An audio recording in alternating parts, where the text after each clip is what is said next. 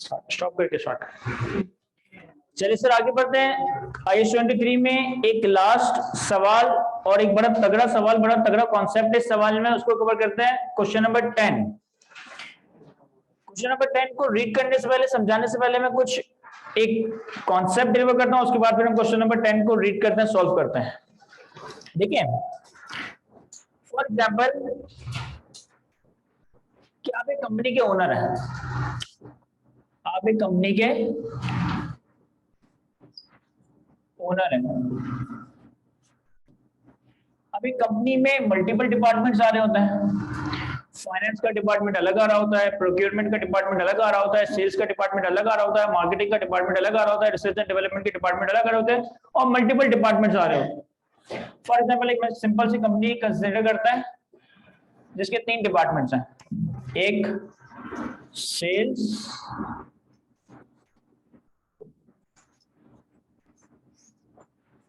एक marketing,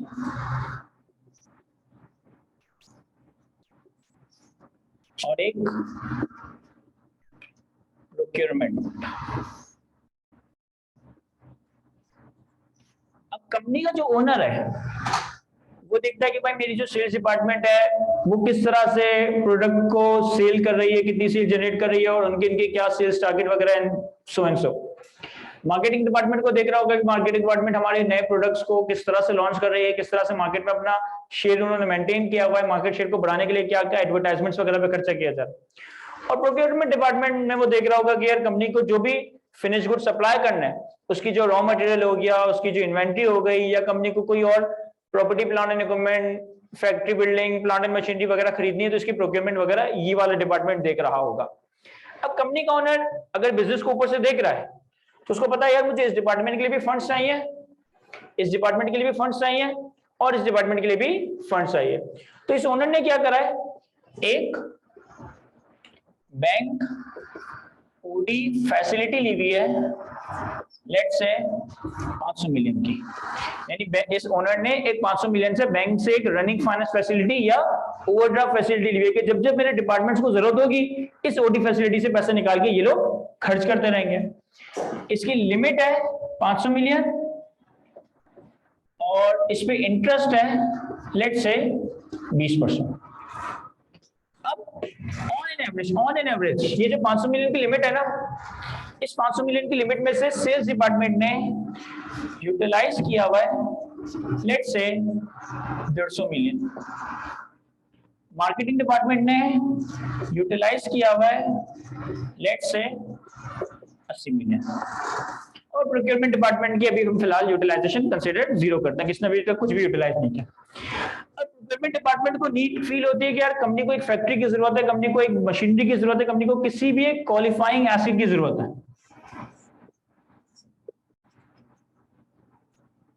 company को एक क्वालिफाइंग एसिड बनाने की जरूरत है, और इस क्वालिफाइंग एसिड को बनाने में लेट्स से हमारा खर्चा होगा 300 मिलियन।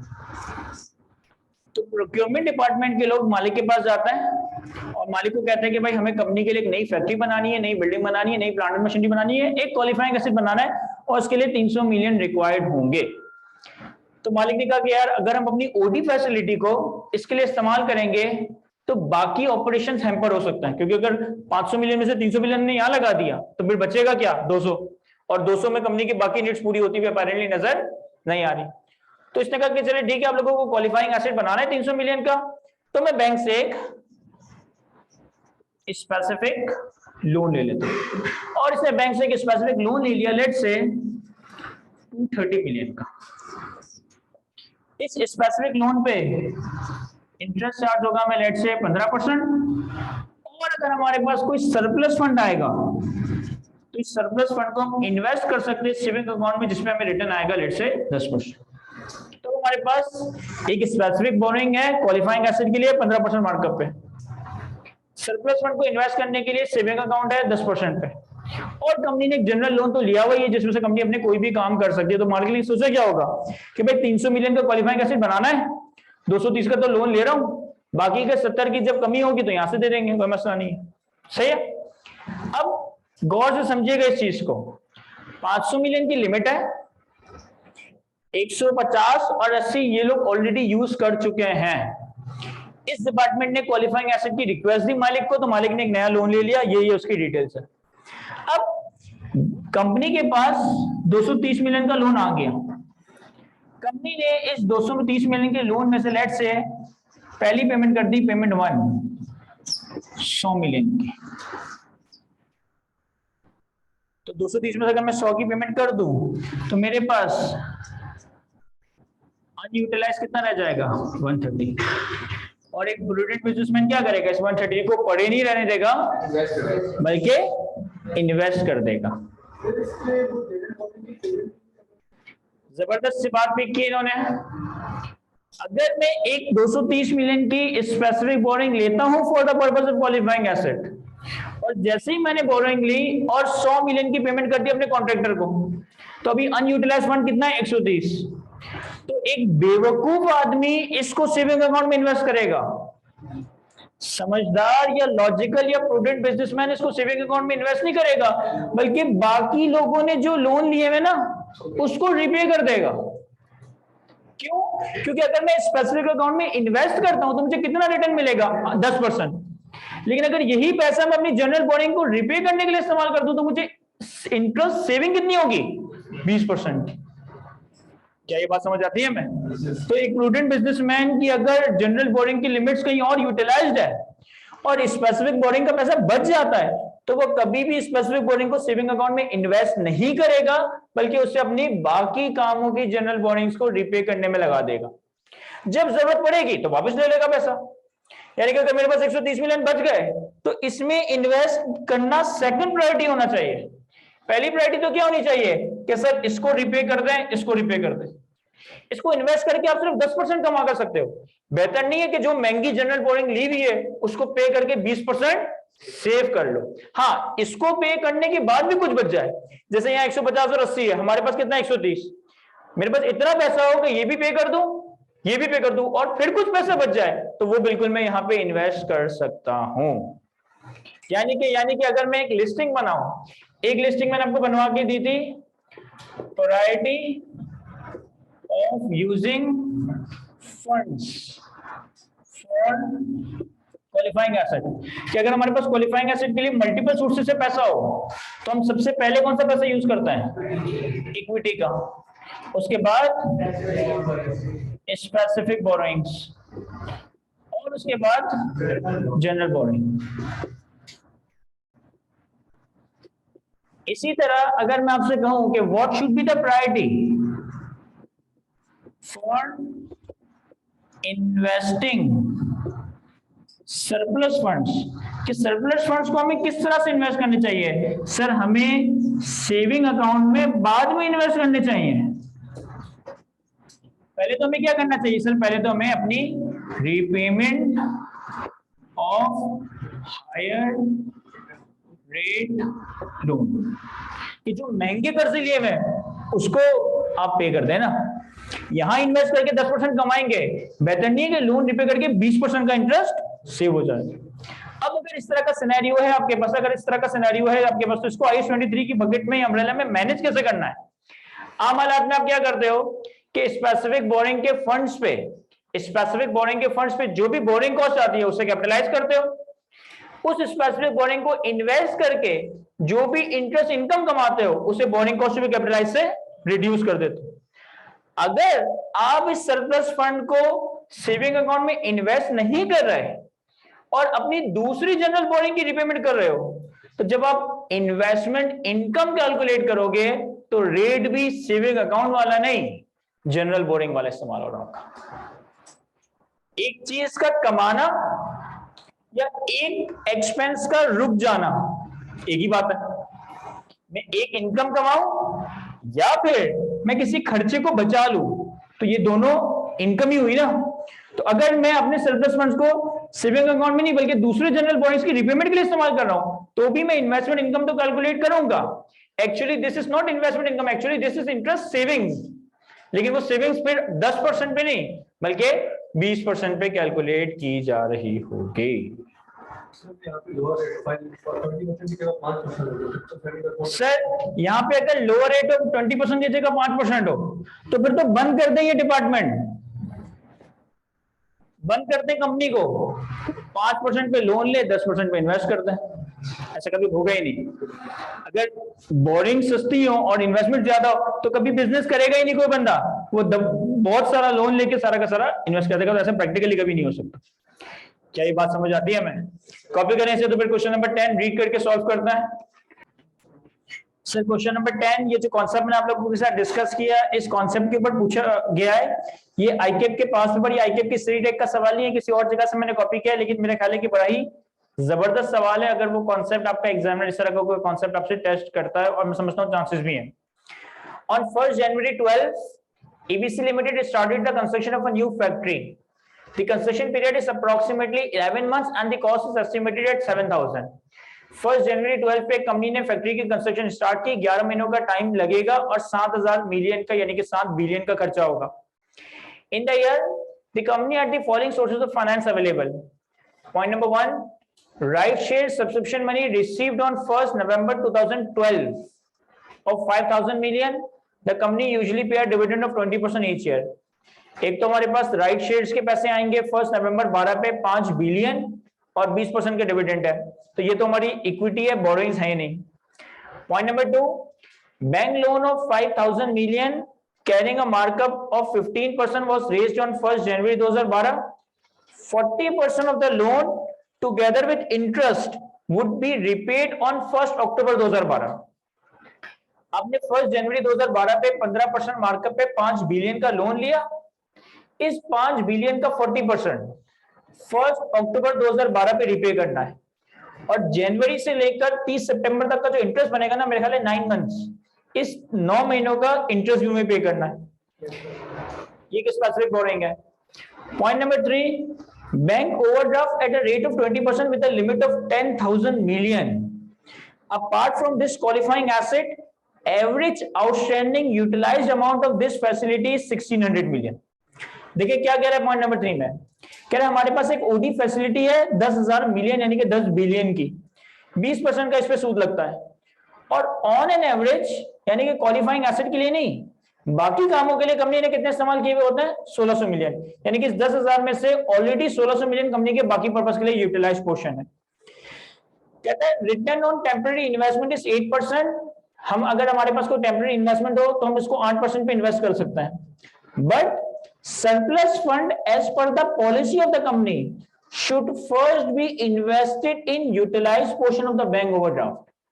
लेकिन एक प्रूडेंट बिजनेसमैन की पॉलिसी है कि वो सरप्लस फंड को 8% पे इन्वेस्ट करे, बेहतर है कि जो जनरल बोरिंग ऑलरेडी यूटिलाइज हुई है उसको रिपे कर दें।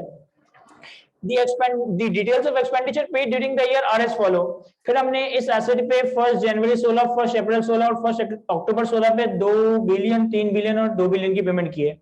Calculate the amount of borrowing cost that should be capitalized in the period ending 31 December 2012 in accordance with the requirement of IAS 23. तो जरा खुद से सॉल्व करना है सवाल को। सर एक सवाल में थोड़ा सा एरर हो गया कि जो डिटेल ऑफ पेमेंट्स आ रही है ना, ये 1 जनवरी 12, 1 अप्रैल 12 और 1 अक्टूबर 12 है, ये गलती से 16 लिखा हुआ है यहाँ पे, इसे 12 कर दीजिएगा। चलिए सर यहाँ देखिए मैं सॉल्व करवा देता हूँ इस सवाल को। क्वेश्चन नंबर 10 एबीसी लिमिटेड के नाम से,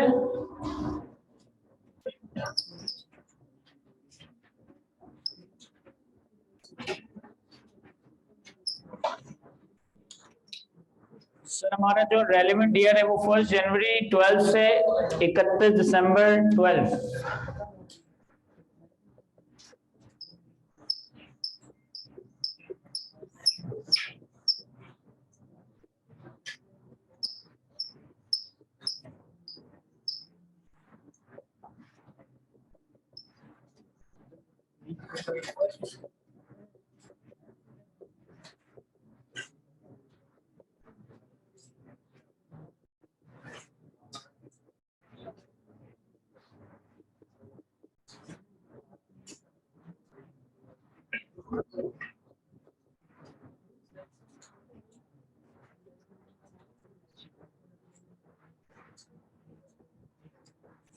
तुमने एक टाइमलाइन बना लिया 1 जनवरी 12 से लेकर 31 दिसंबर 12 तक का। इन्होंने बताया कि जो हमारी कंस्ट्रक्शन है वो 11 मंथ्स की है, यानी कि अगर हमारी कंस्ट्रक्शन यहाँ स्टार्ट हो रही है तो वो 11 महीनों के बाद 31 नवंबर 2012 में कंस्ट्रक्शन एंड हो जाएगी, यानी कि लास्ट मंथ कैपिटलाइजेशन के लिए रेलेवेंट नहीं है। फिर अगर मैं एक्सपेंसेस की पेमेंट को प्लॉट करूं कि जो हमने कॉन्ट्रैक्टर को की है, तो पहली पेमेंट हमने की है 1 जनवरी पे 2 बिलियन, दूसरी पेमेंट हमने की है 1 अप्रैल पे 3 बिलियन, तो जनवरी फरवरी मार्च अप्रैल, अप्रैल के स्टार्ट में,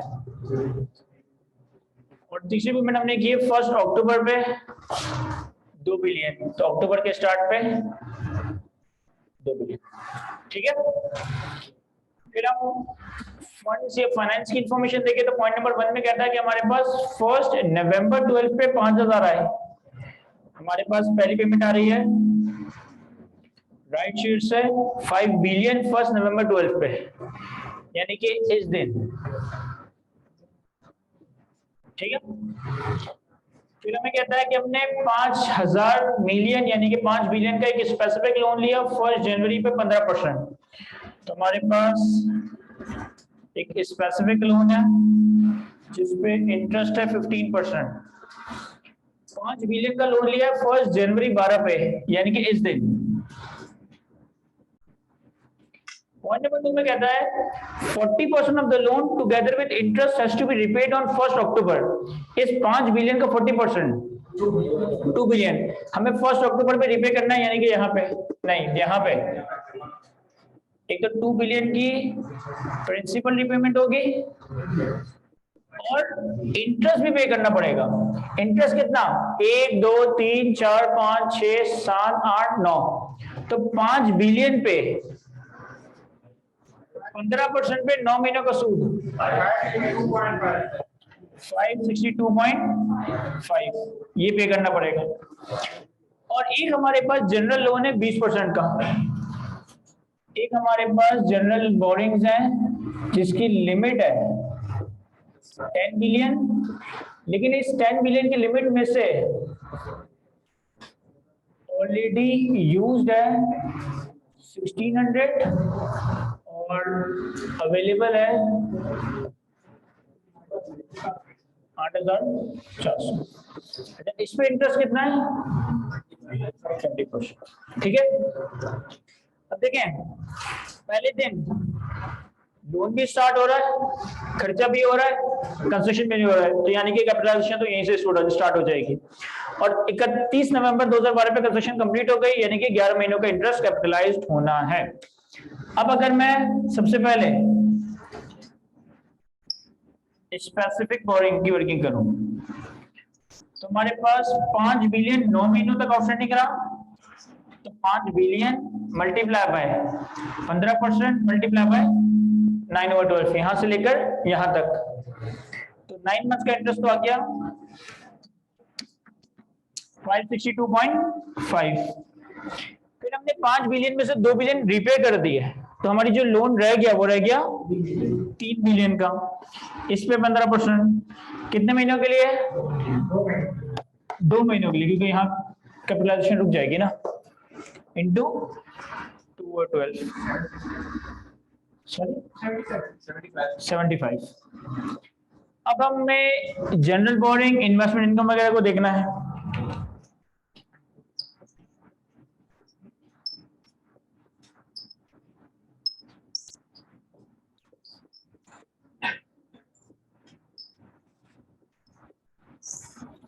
यहाँ देखिएगा सर, सबसे पहले हमारे पास 5 बिलियन आए, हमने 2 बिलियन की पेमेंट कर दी, तो हमारे पास सरप्लस फंड्स कितना था? 3 बिलियन। ये 3 बिलियन हमने सेविंग अकाउंट में इन्वेस्ट कर दिया होगा? नहीं, ये 3 बिलियन हमने सेविंग अकाउंट में इन्वेस्ट नहीं किया होगा। हमने इस 3 बिलियन में से 1600 रुपए जनरल बोरिंग को रिपे कर दिया होगा, जो कंपनी ने किसी और काम के लिए ली हुई है, और बाकी के जो बचेंगे मेरे ख्याल 1400 वो सेविंग अकाउंट में इन्वेस्ट कर दिए होंगे।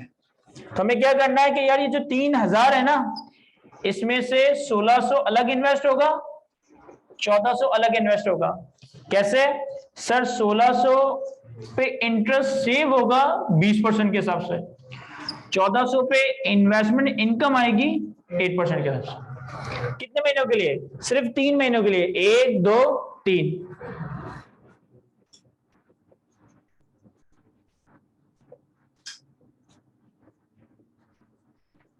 क्या ये समझ आता है सबको? फिर 3 महीने बाद अब हमें 3000 की जरूरत पड़ गई, तो हमने जो इन्वेस्ट किए थे वो पैसा निकाल लेंगे।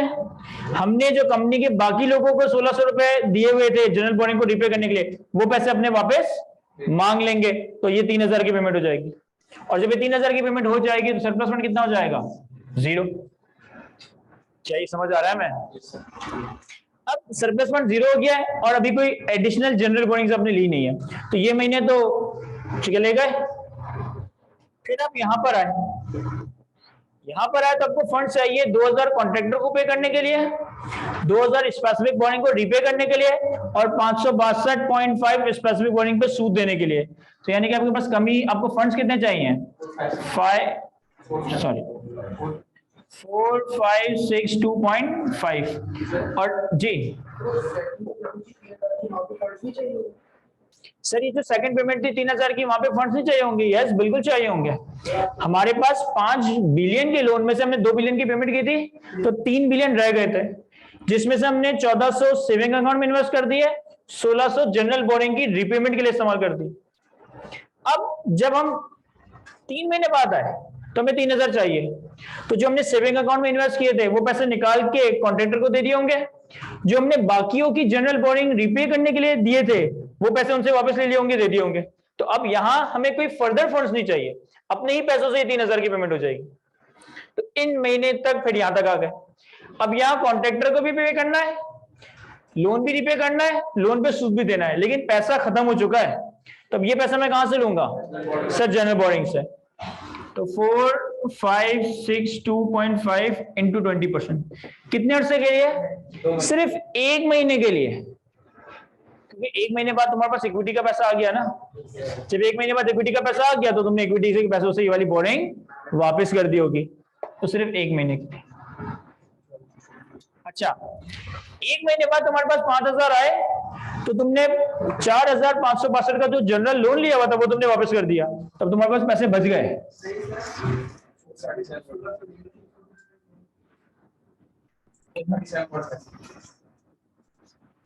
सर, यहां तक हमें कोई एडिशनल फंड्स रिक्वायर्ड नहीं थे, शॉर्टफॉल सरप्लस कुछ भी नहीं था, तो ये वाले महीने तो सुकून से गुजर गए।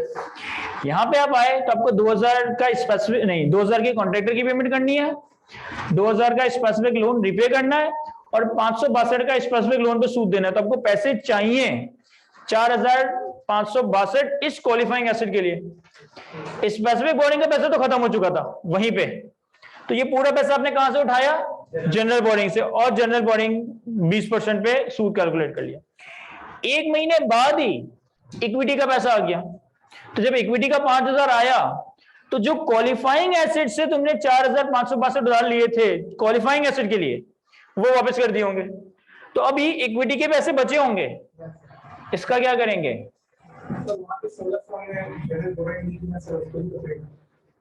इसका क्या करेंगे? सर, जनरल बोरिंग को रिपे कर देंगे।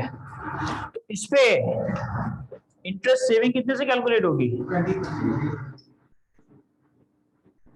1 महीने के लिए ना, क्योंकि अब 1 महीने रह गया, कितने से कैलकुलेट होगी? सर, ये कैलकुलेट नहीं होगी, क्योंकि ये वाला पैसा तो इक्विटी का था ना। कहाँ गया? और इक्विटी के पैसे पे तो कोई बोरिंग कॉस्ट ही नहीं है। जब इक्विटी के पैसे पे कोई बोरिंग कॉस्ट ही नहीं है तो फिर इन्वेस्टमेंट इनकम भी बोरिंग कॉस्ट कैपिटलाइज को रिड्यूस नहीं कर रही होगी। क्या ये समझा पा रहा हूं मैं सबको? तो जरा ये नंबर्स कैलकुलेट कर लो, कितने पड़ना है।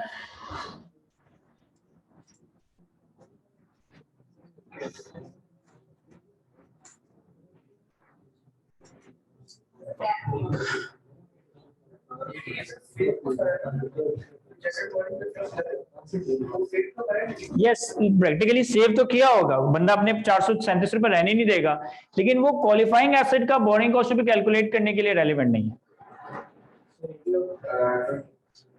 80 और 28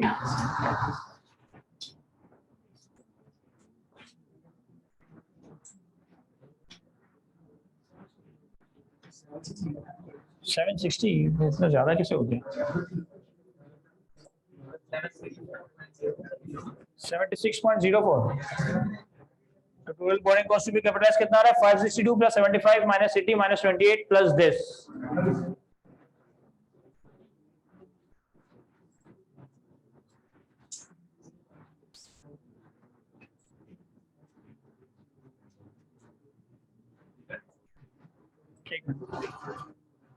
करें total 562 plus 75 minus 80 minus 28 plus 76.04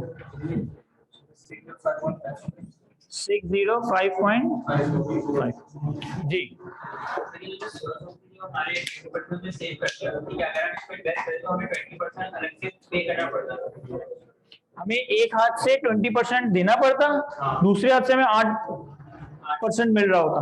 तो सर यहाँ पे सेव करने के लिए करा है, तो यहाँ पे इन्वेस्टमेंट की जो है सरप्लस का यहाँ स्पेसिफिक बोरिंग का तो यहाँ पे देखो हम या I-23 बनाया किस तरह से गया कि अगर तुम्हारे पास स्पेसिफिक बोरिंग के पैसे हैं तो उसको बोरो करने के पीछे जो तुम्हारी सूद कॉस्ट लगी वो कैपिटलाइज होगी, और अगर स्पेसिफिक बोरिंग में से कोई सरप्लस फंड आ जाता है तो उसको इन्वेस्ट करके जो इनकम आएगी वो तुम्हारी बोरिंग कॉस्ट भी कैपिटलाइज को रिड्यूस करेगी। आज से पहले मैंने जितने भी सवाल देखे उन सब में हम स्पेसिफिक बोरिंग के सरप्लस फंड को इन्वेस्ट करके कुछ ना कुछ कमा रहे होते थे। यहाँ पे हमारे पास अपॉर्चुनिटी थी कि हम सरप्लस फंड को इन्वेस्ट करके 8% कमा सकते थे, या फिर कंपनी के ही दूसरे डिपार्टमेंट्स के लोन्स को रीपे करके उनका 20% इंटरेस्ट सेव कर सकते थे। तो एक प्रूडेंट बंदे ने 8% पे इन्वेस्ट करने से बेहतर है कि दूसरे डिपार्टमेंट के लोन रीपे करके 20% सेव किया। अब अगर मेरे डिपार्टमेंट के पर्सपेक्टिव से देखो, अगर मैं सेविंग अकाउंट में इन्वेस्ट करता तो मुझे 8% की इनकम आती, मैंने दूसरे डिपार्टमेंट्स का 20% सेव किया, इस एज गुड एज के वो 20% मैंने कमाया। भाई फॉर एग्जांपल मेरे पास 1 करोड़ रुपए है और मैं बैंक में इन्वेस्ट करने जाता हूं तो 8% का रिटर्न मिलता है। मेरा एक भाई है, उसने बैंक से 1 करोड़ रुपए का लोन लिया हुआ है और वो बैंक को 15% सूद दे रहा है। तो हमारे घर में मैं बैंक में 1 करोड़ इन्वेस्ट करके 8% कमाऊं, इससे बेहतर है मैं 1 करोड़ अपने भाई को दूं और भाई से कहूं कि भाई तू बाहर वाले बैंक को 15% का सूद दे रहा है, मुझे वो 15% का सूद दे देना, तो घर में ही आ जाएंगे पैसे। तो यहां भी हमने ऐसा ही किया कि हमने अपने ही दूसरे डिपार्टमेंट में वो लोन रिपे करवाया और उनसे 20% कमाया in the form of interest saving. Income का आना या एक्सपेंस का रुक जाना एक ही बात है।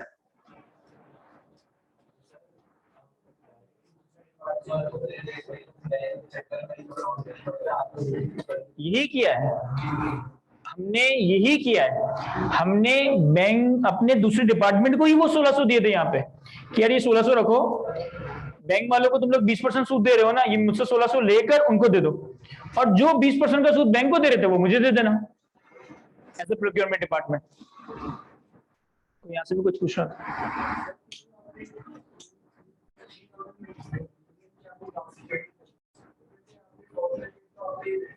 1400 वो थे जो मैंने सरप्लस अकाउंट में इन्वेस्ट किए हुए थे, वो मैंने निकलवाए, और 1600 वो थे जो मैंने अपने भाई को या अपने दूसरे डिपार्टमेंट को दिए हुए थे 20% के हिसाब से, मैंने उनसे भी अपने पैसे वापस ले लिए। उन्होंने जनरल बोरिंग रिपे कर दी थी, अब मैं कह रहा हूं मुझे मेरे पैसे वापस चाहिए, तो उन्होंने दोबारा जनरल बोरिंग ले ली होगी और मुझे मेरे पैसे वापस कर दिए होंगे।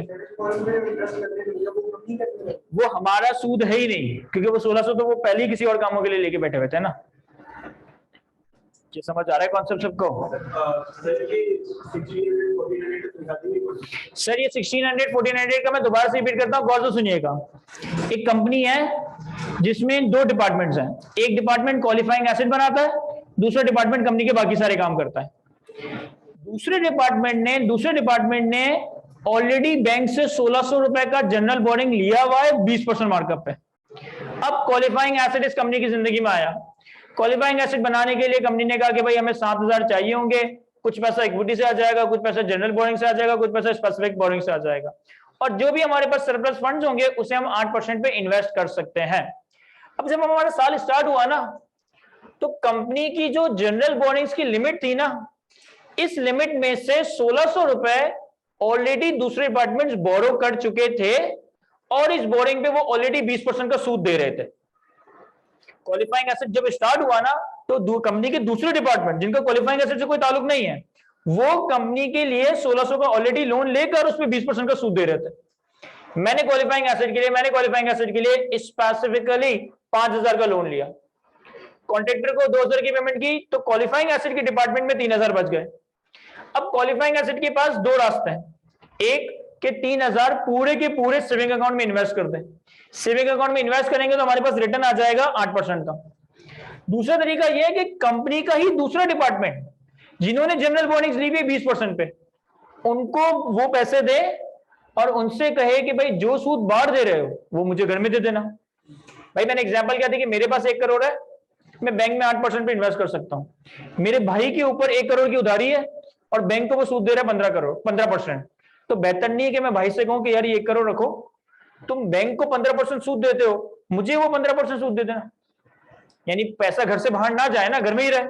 भले भाई का तो एक्सपेंस है, मेरी इनकम है, मुझे फायदा क्या है कि जब मैं बाहर इन्वेस्ट करके 8% कमा सकता था, उसी की जगह मैं अपने भाई को लोन देकर 15% कमा सकता। तो यहां भी हमने ऐसा ही किया कि हमारे पास जो 3000 रह गए, हमने पूरे 3000 इन्वेस्ट नहीं किए सेविंग अकाउंट में, हमने दूसरे डिपार्टमेंट को 1600 की मदद करके उनसे 20% कमाना शुरू कर दिया। बाकी के जो 1400 रह गए उसको सेविंग अकाउंट में इन्वेस्ट कर दिए। तो 1600 रुपए में 20% इनकम आई, 1400 रुपए में 8% इनकम आई। और ये कहानी सिर्फ 3 महीनों के लिए थी। 3 महीने के बाद हमें जरूरत पड़ गई 3000 रुपए की। अब जब मुझे जरूरत पड़ गई 3000 की, तो मैंने 1400 सेविंग अकाउंट से निकाले, कॉन्ट्रैक्टर को पेमेंट कर दी। मैंने दूसरे डिपार्टमेंट की मदद के लिए जो 1600 दिए थे वो वापस लिए और पेमेंट कर दी। अब किसी ने सवाल पूछा कि सर जब आपने दूसरे डिपार्टमेंट से 1600 लिए थे इस दिन, तो उसके पास तो पैसे ही नहीं थे, तो उसने कहां से दिए? तो उसने जनरल बॉन्डिंग से लेकर दिए होंगे। तो उसने जनरल बॉन्डिंग से लेकर दिए होंगे तो उस पर सूद कैपिटलाइज नहीं होगा? नहीं, क्योंकि वो क्वालिफाइंग एसेट का खर्चा थोड़ी था, वो तो दूसरे डिपार्टमेंट का बाकी खर्चा था ना। क्या बात कही है सर? दोबारा रिपीट करें। जब मुझे यहाँ 3000 की पेमेंट करनी थी कॉन्ट्रैक्टर को, 1400 तो सेविंग अकाउंट में थे, निकाल के दे दिए। 1600 दूसरे डिपार्टमेंट को दिए थे, उनसे अपने पैसे मांग कर दे दिए। सवाल ये आया कि जो दूसरे डिपार्टमेंट ने आपको आपके 1600 वापस किए, तो उसने भी तो जनरल बॉन्डिंग से लेकर दिए होंगे। यस, लेकिन वो क्वालिफाइंग एसिड का खर्चा नहीं था, वो तो उनकी पॉलिसी बॉलिंग चल रही थी, तो वो 1600 के लिए मैं कंसिडर नहीं कर रहा हूंगा।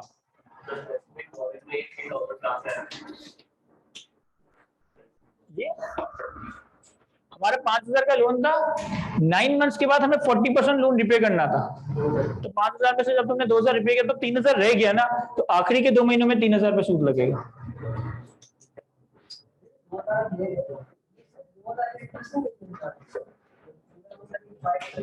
कहाँ पे? नहीं, इंटरेस्ट 9 मंथ्स के बाद आउटस्टैंडिंग लोन पे दिया जाएगा। आउटस्टैंडिंग लोन डे 1 पे 5000 था। तो यहाँ से कुछ जी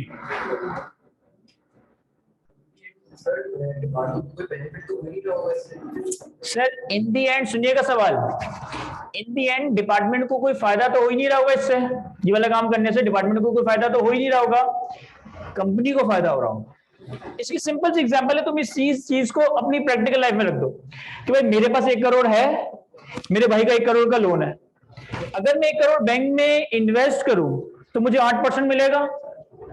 मेरा भाई 1 करोड़ के लोन पे 15% का सूद देता है। तो हमारे घर की इनकम पता है क्या है? 8% की इनकम, 15% का लॉस। हमारा घर नेगेटिव 7% पे चल रहा है।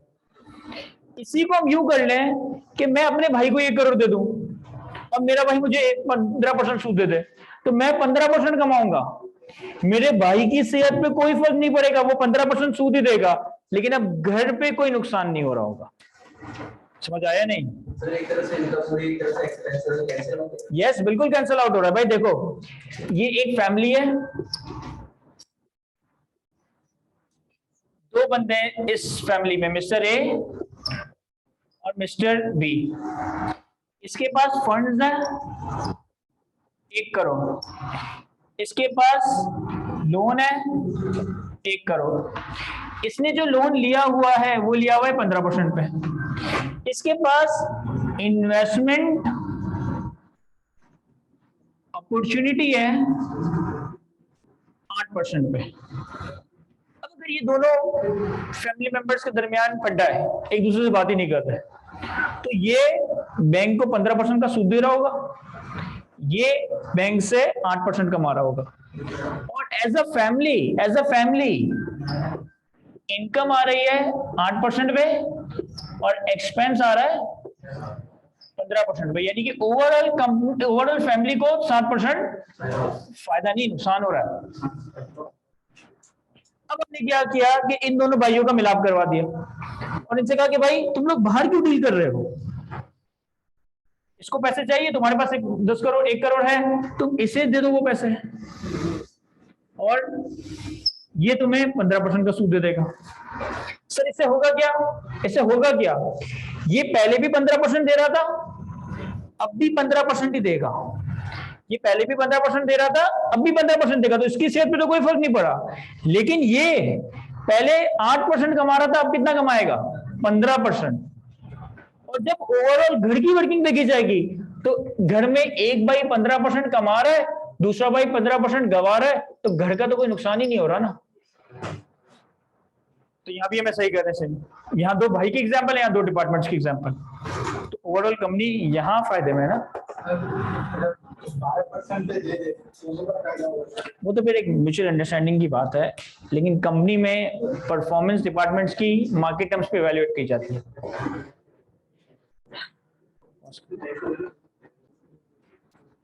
चलिए सर, यहाँ तक हमारा अल्हम्दुलिल्लाह पहला चैप्टर, पहला standard IS 23 borrowing cost complete हुआ जाता है। इंशाल्लाह नेक्स्ट क्लास से हम एक नया टॉपिक स्टार्ट कर रहे होंगे, most likely IS 16 property plant and equipment. अच्छा, बोरिंग कॉस्ट के जो मैंने आप लोगों को सवाल पास पेपर्स के सॉल्व करवा, तो मेरा ख्याल है कि 2-3 सवाल ही थे जो कि आपके पास पेपर्स में इंडिविजुअली बोरिंग कॉस्ट पे पूछे गए। आपके पास पेपर्स में पिछली 5-6 अटेम्प्ट में एक प्रैक्टिस रही है कि वो एक 15-20 मार्क का एक कॉम्प्रिहेंसिव सवाल बनाता है, जिसमें वो 3-4 स्टैंडर्ड्स एक साथ टेस्ट करता है। एक IS 16 property plant and equipment, एक IS 23 बोरिंग कॉस्ट, एक IS 36 impairment of asset and एक IS 20 गवर्नमेंट ग्रांट। तो ये चारों स्टैंडर्ड के मिला जुलाकर कुछ 5-6 अटेम्प्ट में कॉम्प्रिहेंसिव बड़े सवाल आए हैं। लेकिन ऑब्वियसली हम अभी इस पोजीशन में नहीं कि उन सवालों को सॉल्व कर सके, क्योंकि हमने बाकी कनेक्टेड स्टैंडर्ड्स नहीं पढ़े।